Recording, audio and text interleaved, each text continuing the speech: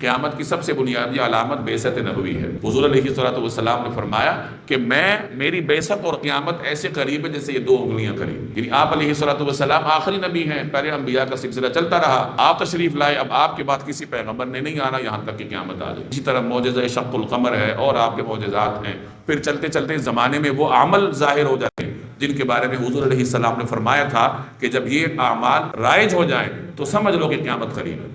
جھوٹ عام ہو جائے، دھوکہ عام ہو جائے، لوگ والدین کو چھوڑ کے دوستوں کے پیچھے چلنے لگ جائیں، دوست کو ترجیح دیں، والد کو دور کریں، اور معاملات نااہل لوگوں کے سپرد ہو جائیں، تو آپ نے فرمایا کہ پھر انتظار کرو کہ قیامت قریب۔ تو یہی فرمایا جا رہا ہے کہ تمہیں کس چیز کا انتظار ہے؟ قیامت کی علامات تو تمہارے سامنے ہے، اور پھر انسان کے لیے تو قیامت اس کی موت ہے، جو مر گیا اس کی قیامت تو واقع ہو گئی، اور موت کا تو کوئی پتہ نہیں ہے۔